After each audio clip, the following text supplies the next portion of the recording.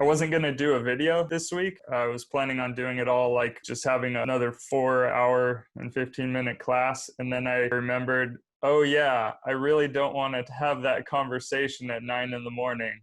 So, all right. First, let's talk about the television addiction is no mere metaphor reading. Granted, this is old. This is definitely old. What, 2002, this was published. And they're talking about stuff that goes pretty far back here. But we can still apply a lot of this stuff to things that we use now. Like, do any of you guys even, I don't know about you, but I don't even have cable. I don't have cable TV. I just use Netflix, Amazon Prime, and then YouTube also. And it's all on my TV. So I don't have a cable provider. What about you guys? Do you guys watch TV regularly? Like normal TV? So when I was a kid, yeah, like a lot. But I don't know, when I grew up more, I just got tired of it. And nowadays, in my house, we don't even have cable TV or anything like that. Right. It's all switched. So even if you did as a kid, which I did, I had to watch things in a certain timeline. Like, oh, this show is on Tuesday nights during prime time. Just the concept of prime time, you know, like when people watch TV during dinner or after dinner, depending on when you have dinner, everything's shifted. Now everything is accessible on your phone. There are still some components here. So what were some of the things that you read in this one that were terms or things that he pointed to that are something that we can actually apply now to the way that we get roped in to whatever we're watching? Because you guys definitely still watch and binge watch things. Is that true? In fact, since all this has happened, just the idea of binge watching like an entire show, that has now become possible. It's more than just getting all the DVDs of the show. That's what I had to do when the TV show Lost came out. That's when I first started really watching TV back in like 2004 or something, when there was already like 2 or 3 seasons out and someone loaned me the DVDs, and then I just ran through them. And then I loaned them to my sister. She's far more addictive in her personality than me. She went through the whole first season in 24 hours. Like, she stayed up all night and she just watched that show.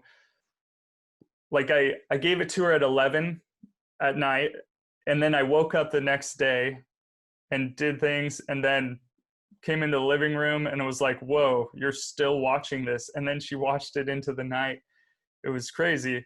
And then second season, she just took like a weekend to watch, but pretty wild. I don't think we were able to do that before because we had commercials that were breaking things up and timetables when they wanted to release things. And it was really rare for them to show episodes back to back. It was typically, for some special event, and then there'd be tons of commercials, so you couldn't get through that much. So it wasn't really as appealing as it is now, and you can just like feed off of it and like just kind of forget about time and realize that you haven't gotten up to pee or have food for like 5 or 6 hours sometimes. Anyone? Can anyone testify to that? No? You don't want to? Yeah, there we go. Come on. Be brave. Yeah, you tell me, okay, what is in here that you saw was significant or can be used towards this kind of thing that we do now? I think people are still addicted to TV, but it's in a different form. Because I think most of us use internet, either YouTube or like Netflix, to watch videos. So I think it's still applicable to when it comes to us watching YouTube or Netflix. Oh, totally.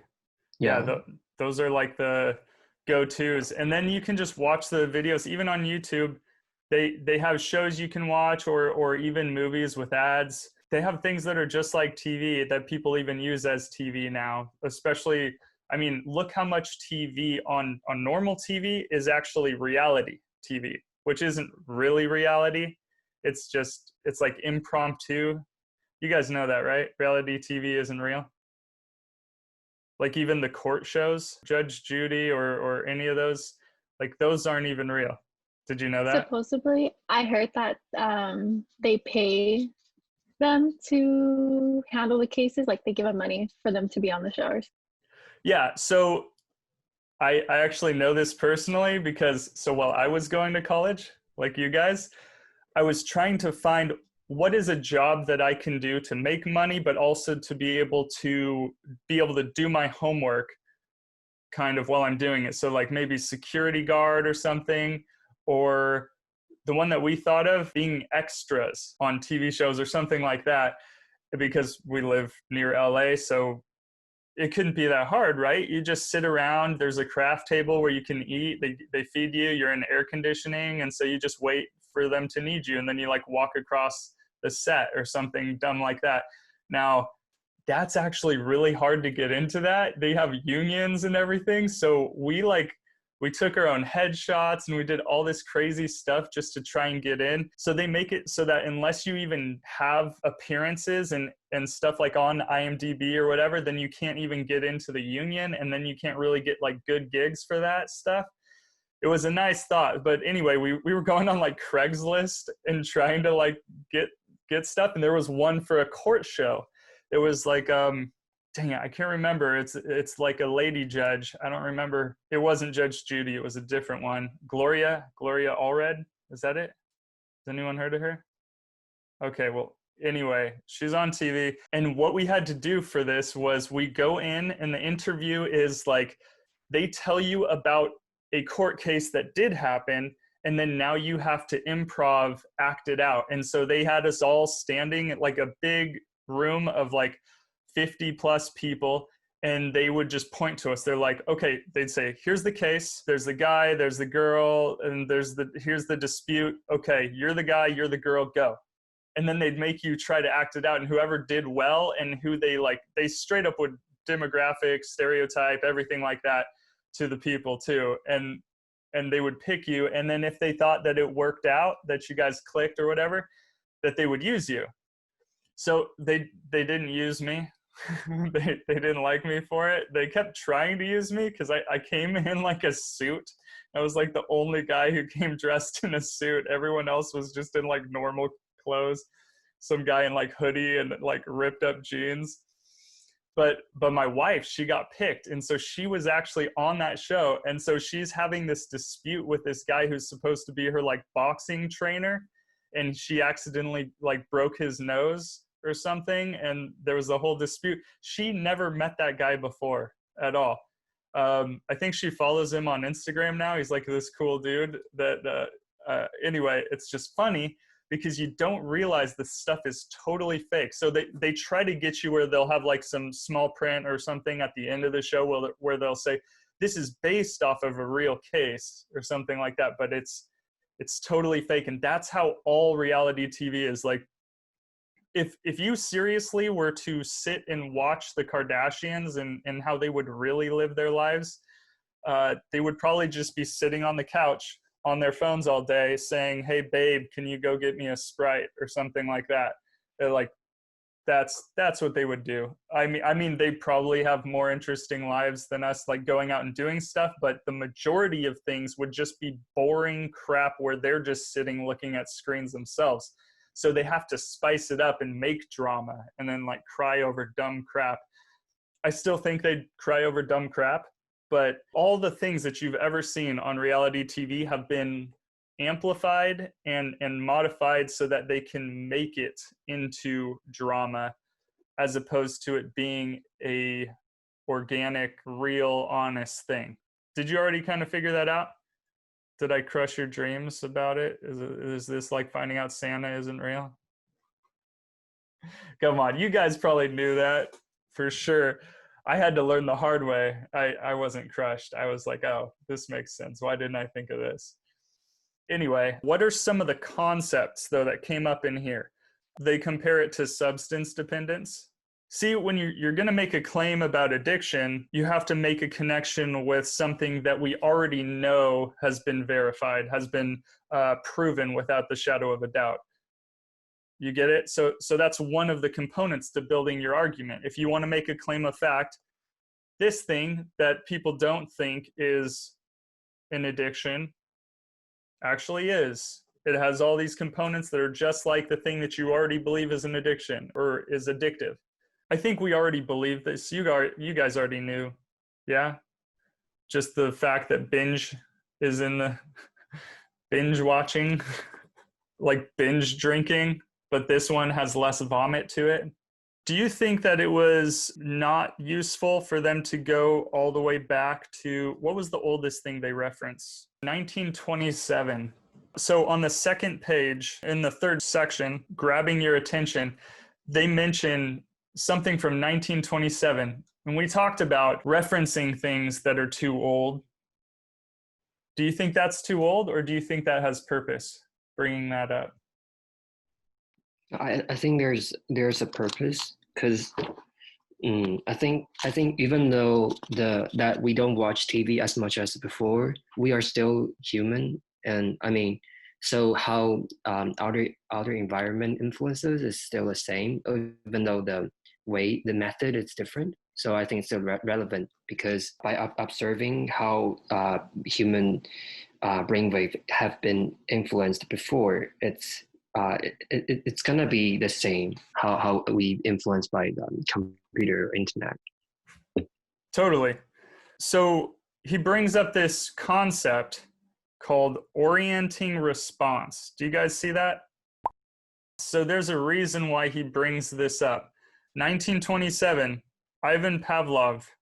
Does that name ring a bell for you at all? Are you guys familiar with this?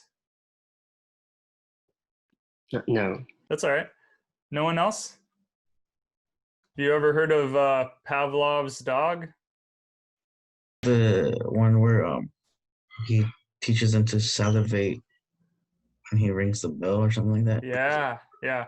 Now, it's not just one dog. He had many dogs, and he was experimenting on dogs. The guy wasn't very cool. Like, most experimenters back in the day aren't very cool because they're kind of just torturing animals. So anyway, this experiment, you're right, Alex. Every time he's going to feed the dog, he rings a bell, and the dog connects that in their brain, and they start salivating, so that even if there's not food and he rings the bell, the dog would start salivating, proving that there's this orienting response that happens. So understand, by bringing up 1927, this is before TV. This is well before TV. Look how long we have been experimenting to try and figure out how to do this. You think dogs, you think that was the end all for that experiment?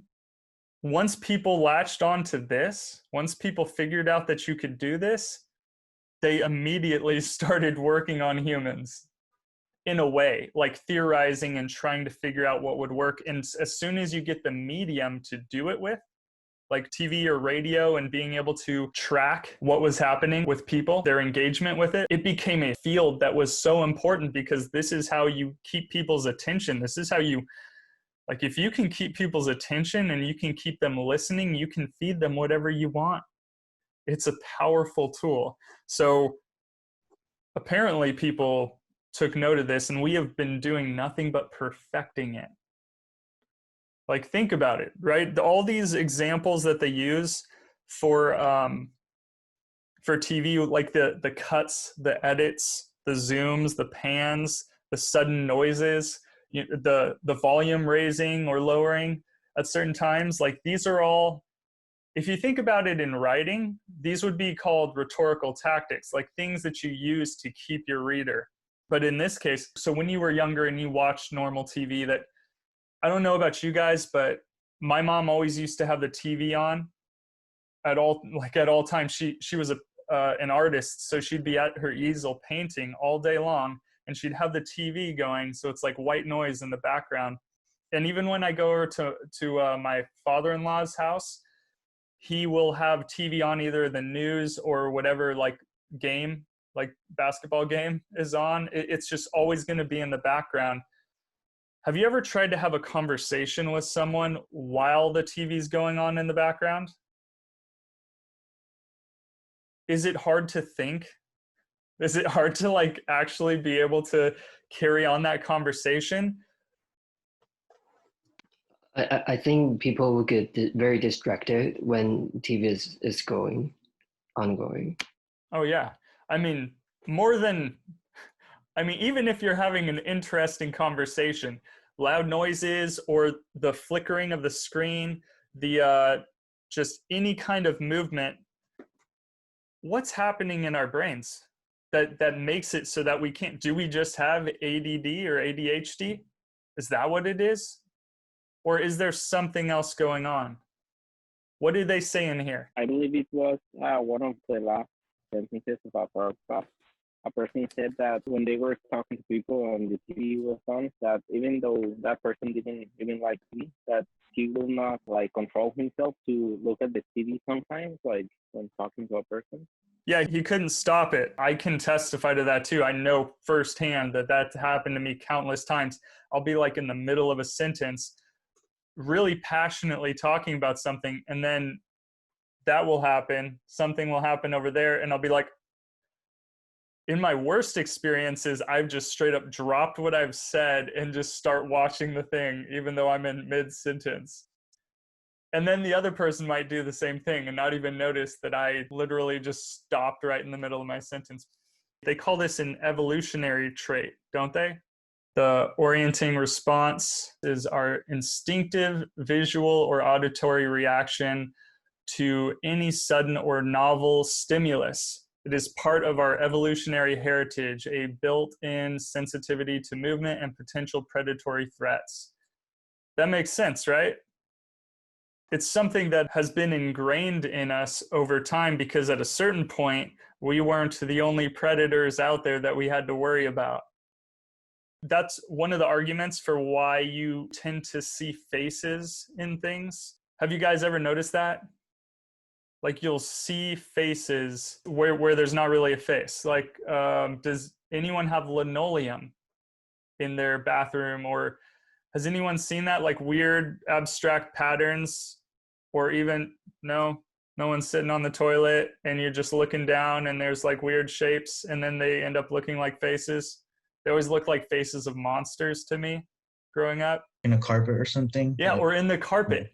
Exactly. It's just something that your brain typically does. It tries to see faces and stuff. One of the arguments from scientists is that that has to do with trying to see stuff that's blending into the brush around us, even out of the corner of our eye, so that we can be aware of predators who are trying to, snipe us from the bushes.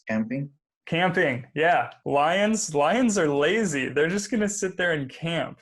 And then once they finally need to, then they're going to bolt out and use their energy because they have to, conserve. So that's something that once we figure out how humans' brains work like that, then they exploit it.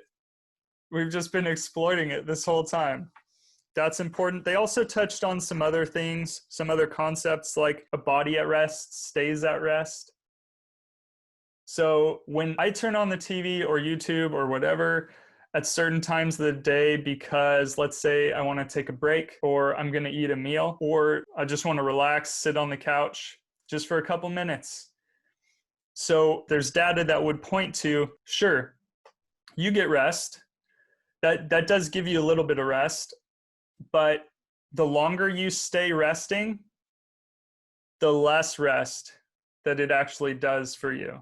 The less rest you get, and then it ends up keeping you in that state. And so the idea of a body at rest stays at rest actually is fulfilled there, which that's more of like a physics term. So that's pretty interesting. Did you guys notice there was this other part? So TV has been around, the internet has been around your whole life, but to be able to observe people before something happens, knowing that it will happen, a microcosm, like a small area of people who have been unaffected by something, and then see how it plays out with them, we were able to do that.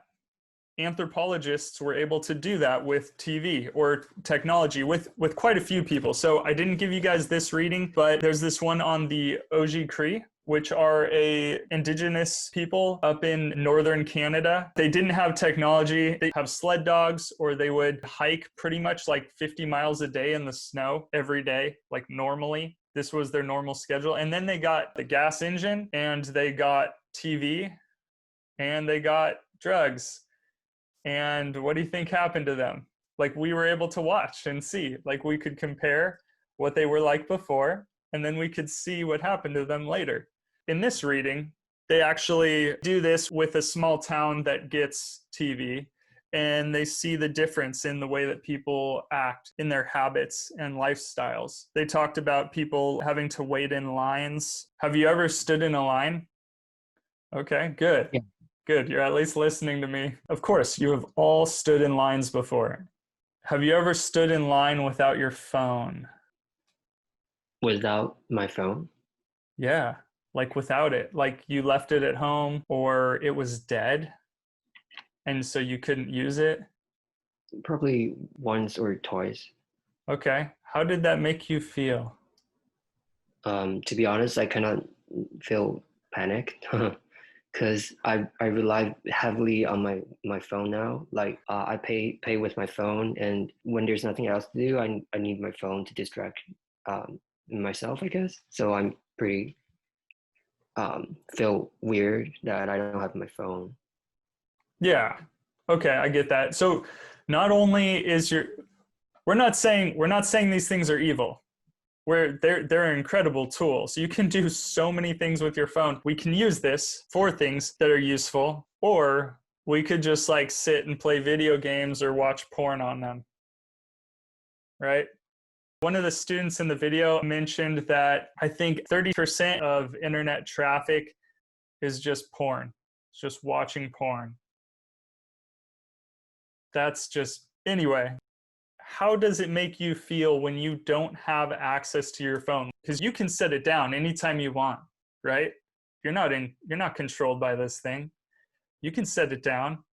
You just don't want to, you know? But when you've run out of batteries and there's no wall charger, or you forgot your charger at home, idiot. Such an idiot. I can't believe I forgot my charger at home. Maybe you go home, maybe you go back, maybe you skip your class just so that you can get your charger. Obviously, this is not an issue anymore now that we're doing everything from home. But there was a time, maybe even in high school or something like that, and your phone's battery dies and you don't have access to it, or you left it at home. And you go into panic, not just because you can't pay for things, but because what are you going to do for entertainment? This has really good concepts, and that's why I use it. But this is way dated. Like, they even tried to bring up a video game, and it was really a TV show. Did anyone notice that at the end? They were trying to talk about video games, and they ended up bringing up this issue that happened with the Pokemon TV show, talking about the seizure effect that it had on some kids. 700 kids in Japan in 1997. So that was from a TV show. So they didn't really even understand like just how far these things went. But there's some really important concepts that they cover that are applicable to the stuff that we're talking about now. So are you irritable when you don't have your phone, or when someone interrupts you while you're doing something on your phone? Like, there's a flesh and blood person in front of you trying to have a conversation with you, but couldn't they see that you were already on your phone? Like, leave me alone, you know? Come on, guys.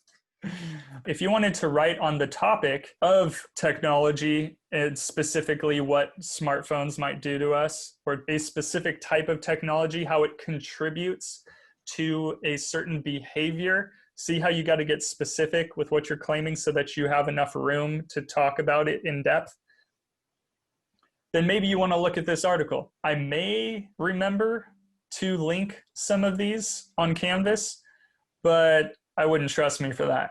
So maybe you want to write that down or take a screenshot or something, but that's a possible article that I think is interesting for that. So how smartphones really destroyed a generation. We don't know.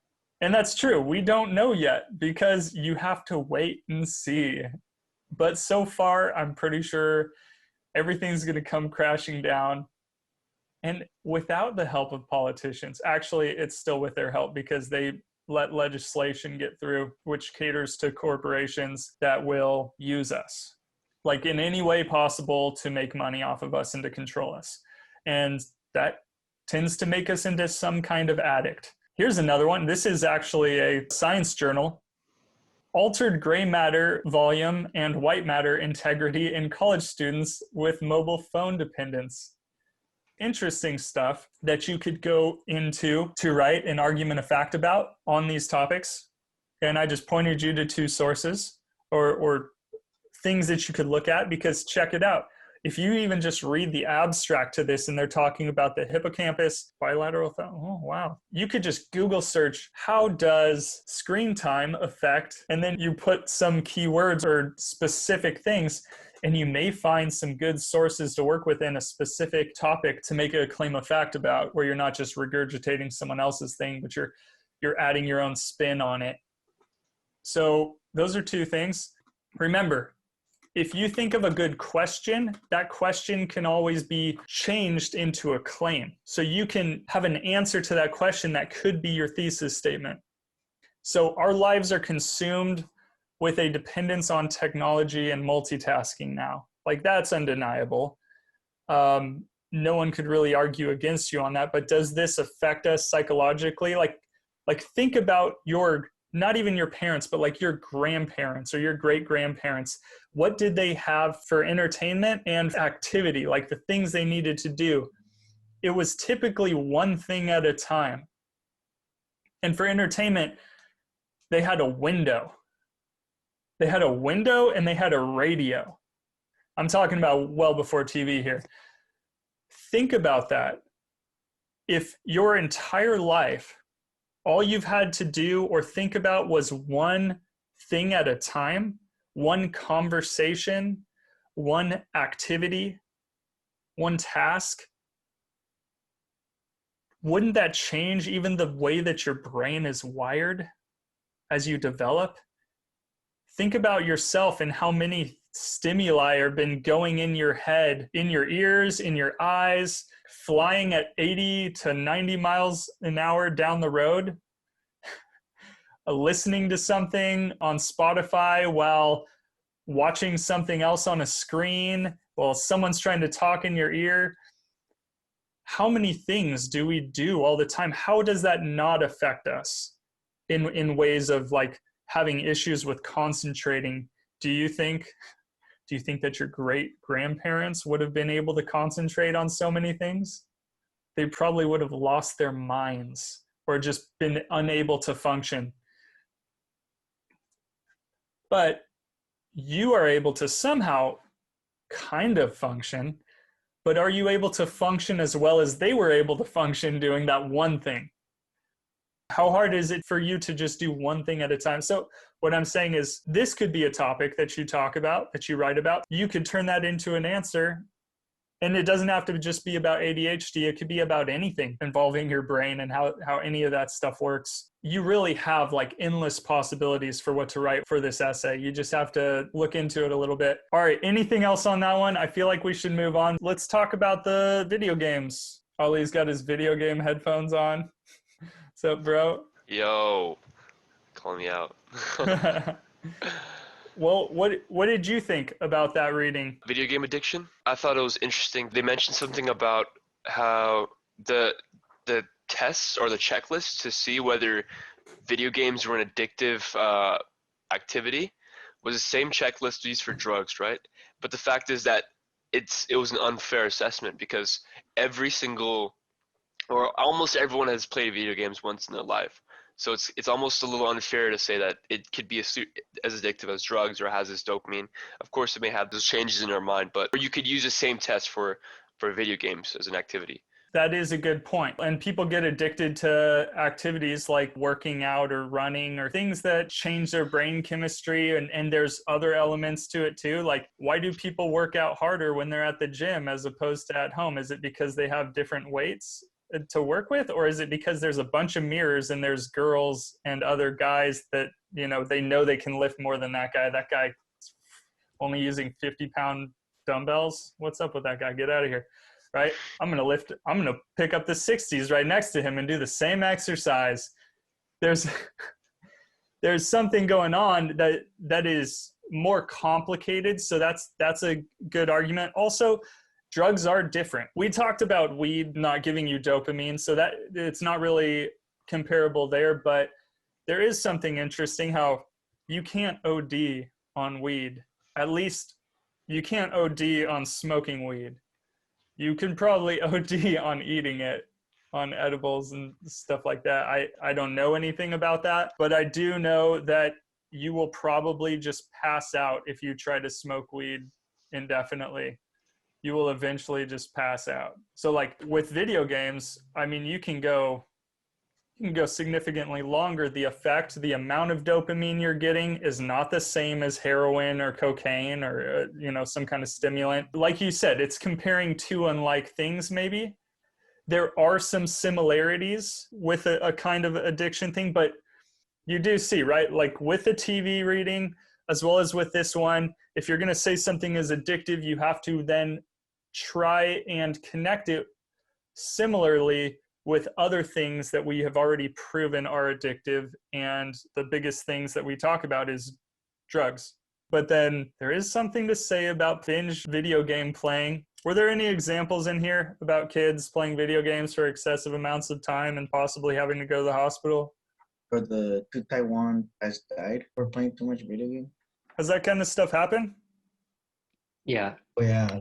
You don't have to say for yourself, but maybe a friend. Say your friend did it, even if it's you, right? Have you ever played video games, or have they played video games for so long, your friend, so long that when you tried to finally get up, your legs gave out or you got lightheaded and you couldn't even see anything? Maybe that's a daily occurrence. I think there's almost like a threshold of how much you can play before it gets uninteresting for most people. I think the difference between people who are addicted is that they don't have that like threshold or like limit. It's just that they keep going. Right. And some things are more and less addictive than others. So you guys don't get anxiety while you're playing video games or anything, like the intensity of it? So we were talking about cortisol levels last time and what happens when you're in a heightened state for a long period of time. So maybe you don't play video games like a junkie for 12 to 16 hours a day because you're actually trying to compete and become a Twitch god.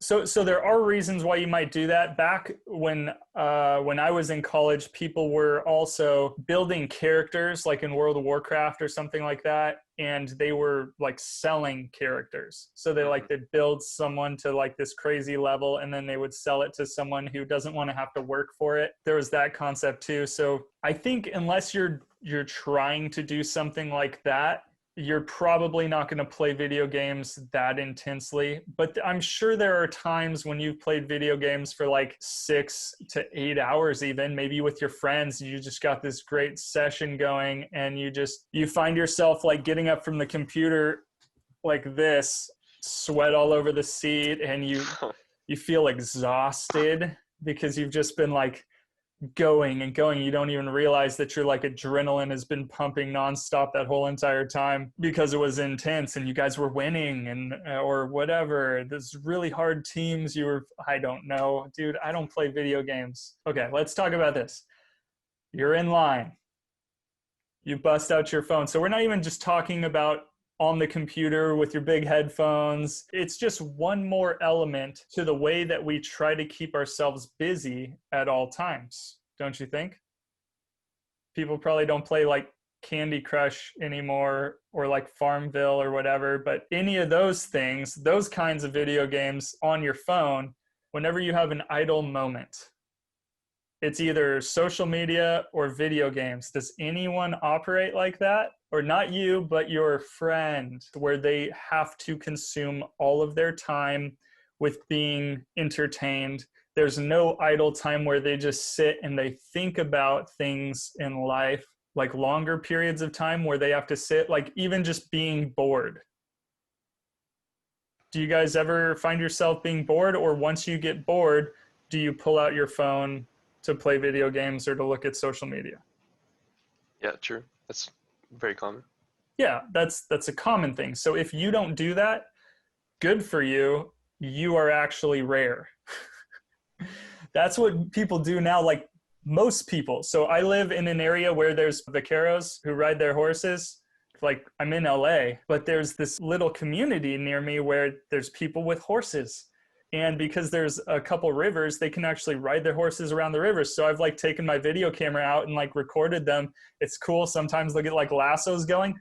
I am so surprised about how many of them sit on their phones watching videos while they're riding their horse. Like even in that scenario, just sitting, staring at your phone. Isn't that distracted driving though? Or driving. Have you guys noticed for the past couple years, when I used to drive to work, I'd just put on the radio trying to find really crappy music to make you guys analyze. And while driving safely, I would, just glance over at the people around me. It would be so rare to see someone not staring at their phone while they were driving. That is a dangerous hazard. That is so dangerous. No. Honestly, I would not let my friends drive anymore. I'm like, nope. That's good. All right, there's a single question on the screen. This is an old question. Does playing violent video games excessively cause people to become more violent? You guys have heard arguments, especially from like teachers, maybe in like middle school or something like that, about that. What do you guys think? I disagree. I think there's other reasons that cause people to become violent, but playing video game, it's like not everyone playing the same video game would become violent. It's because they have the person has the potential to become violent. They play video games, so they become his violence or her violence appear. I think that's my. Oh, yeah. So it gives them like an outlet for it, and then they practice that a bit. Well, I would tend to agree with you, Zach. There's something else going on. And we always want to pinpoint one thing, and that is almost never the case, that it's solely this one thing that caused it. It's a plethora of things. How about all of the violent content that you're taking in, or the ways that kids are taught to channel things? Like, let's say your parents. Do your parents act out aggressively with anger or rage? When you get punished as a child, even corporal punishment, the idea of spanking your kid, that can be done different ways, right? It doesn't have to be out of anger.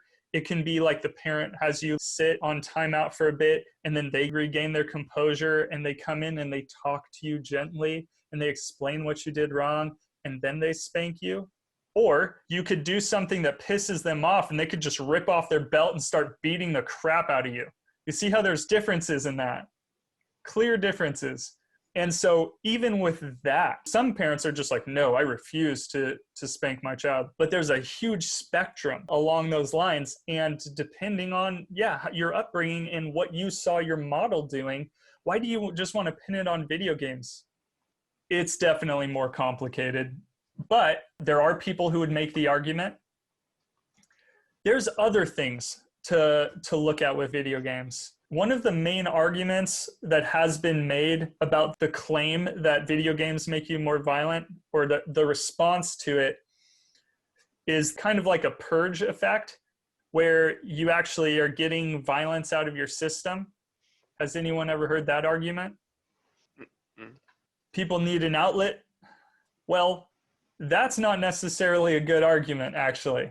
So I'll probably put this on a playlist later, but it is available for you to watch on YouTube. Minefield, this is from the Vsauce channel. And on the 3rd episode of the 1st season, have you guys ever seen like those rooms where you break stuff? Yeah, you've heard of these? So there have been studies done where they have they have assessed in this very episode, they actually do a little experiment in, does that help? Is that cathartic to be able to destroy stuff and then you can go back to your life and feel refreshed? Is that really a thing that works? So they talk about that stuff here, and it is really interesting. I would suggest you watch this even if you're not going to write on it. It's 25 minutes. You'll be entertained and you will learn something. They do things really well. So that's one. You might even check through other Minefield stuff and find good topics, something that will pique your interest that you want to go on about for your essay. So I just wanted to throw that out there for you. On this note of viewing like videos and stuff, you guys have a Netflix account or access to one? Yeah, raise your hand. You have access to a Netflix account. Where are you, Ollie? Jose, where are you, bro? Oh, I'm right here. Do you have access? I do not have access to Netflix. What was that? You're glitchy. You must be too far away. Are you in the kitchen getting a sandwich? Yeah, I am. I do not have a Netflix account. My sister does. Okay. So that's what I'm talking about. Jose, do you have access to Netflix? Yes, I do. Okay, so I'm going to give you guys a different option. For the Tuesday readings and reading response, you can watch this. It goes over some of the stuff better, I think, than one of the readings. Because if you look at this reading, first off, I mean, it's older, but it's short. And that's why if I give you something that's too long, I'm worried you're not going to read it. So if you look at this one, you'll notice it's pretty old. Any of the stuff it's talking about seems dated. Also, it's important to note this side of the first page is from a different reading. So you don't have to read this part. Don't start here if you're reading this. Start over here. So if you read this, yeah, it's short. It's very short. And it talks about things that are important, but it's pretty dated. It's not even talking about the apps that you guys use now. They don't even understand just how far it's gotten. So at least in some of the early arguments in this documentary, you're getting better information on it, more details and everything. And then you get to watch it and like eat your cereal or sandwich or something like that. You should still take some notes on it because you are going to want to write about some of the points that come up. So just know that's an alternative. So when we go to the next reading response, so you have an option in here. You can either follow these directions. Notice also, these directions are different than the ones that are on your outline. They're better directions for what I want you to do with it. So follow these directions, but also notice that you have original directions and you have alternative directions. So either work with those 3 readings or work with the video, the hour-and-a-half documentary. And if you do choose the second one, at least glance over the readings, like skim through it, even if you watch the video, just so that you see some of the stuff. I especially want you to look at this very short article after the first reading. It's in the document, and it gives some numbers, some interesting numbers to think about. So at least look at that one. But otherwise, you can totally just watch this documentary and use that to do your reading response on. And we'll talk about that stuff on next Saturday. But then we also have the other one that I wanted to talk about. So if we go back to down here. So the directions on here are a little bit different. So use these ones because the other ones aren't quite accurate to what I want you to do. So follow those. And then remember, this is a video and an article that you need to go through. So if we look at those, the article is right here. And then there are 2 links to the video. So notice it looks like it won't connect. If you click on the link right up here, it will connect. So it's on Facebook. It's free. It doesn't have any ads, but this version of it doesn't have subtitles. So if you need subtitles, you can go to the second link. The only problem with the second link is it has some annoying ads throughout. It's directly on the National Geographic website. It is higher quality. It's in HD, whereas the other one's like a little bit less, but you can't really tell, especially if you're on your phone or something. So watch at least the first 48 to 50 minutes of this documentary and then read that article to do the reading response. And I really encourage you guys to do this one. Don't skip this one because students tend to want to write their essay on this one, on this topic. And even if you don't want to, it's still a topic that's important that is going to affect you, that has already affected you, and you just maybe don't really realize it yet. So next Saturday, we're going to cover, obviously, the readings from Tuesday as well as these readings. So make sure you do that and don't wait till the night before and then wake up late because you slept through your alarm. And then what you've all been waiting for. So I put the directions at the bottom of week 8. You have this link. Now notice, it's not due next week. This is due the 24th. Like, you've got 2 weeks to do this assignment. Also, this is the thing. At that same time, the annotated bibliography is also due on that day. So think about this though. If you do this assignment right, then you can be trying to find sources, and you'll be able to find sources for your annotated bibliography, as well as while you're sifting through bad sources, you'll be able to find those and even be able to incorporate. So you can cross over sources with this. Like, I'm not trying to hurt you here. This assignment is actually supposed to be helping you work your way towards writing your annotated bibliography, as well as give you points. So this assignment's worth 45 points.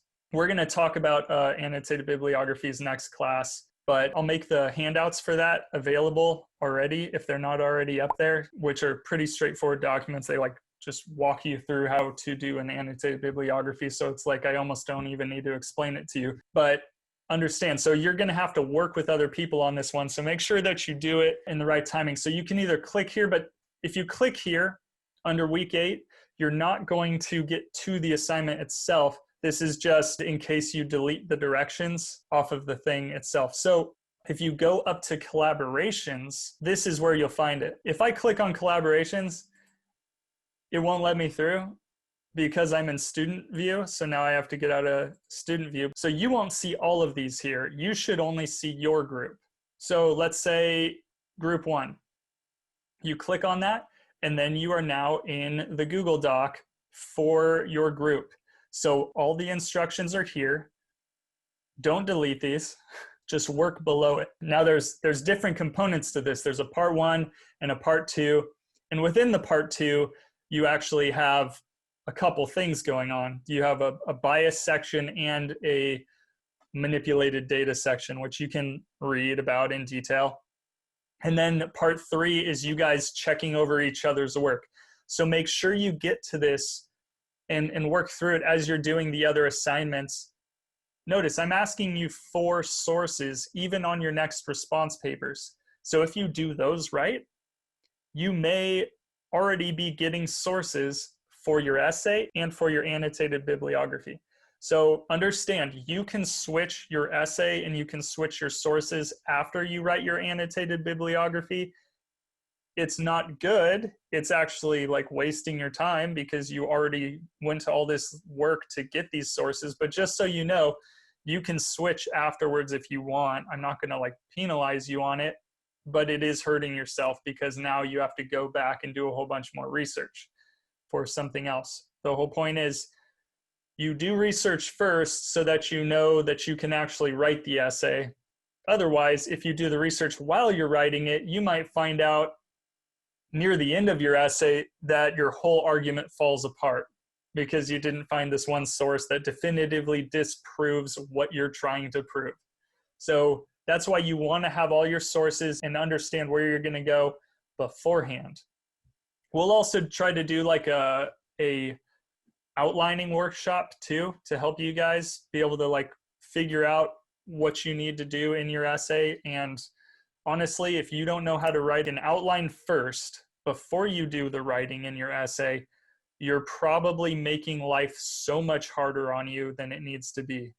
So just a heads up with that. If you have questions about this, you can either Canvas message me or come to the office hour on Tuesday. I'm going to have it from now on between 7 and 8 p.m. But instead of 6 to 7, which I was doing, I'm going to do 7 to 8 because you guys work possibly, and you're more likely to get off in time for 7 to 8 rather than 6 to 7. So office hour will be from 7 to 8 from now on. And you can come by during that, or you can ask me next class. But just remember, like, the sooner you get on this, the better.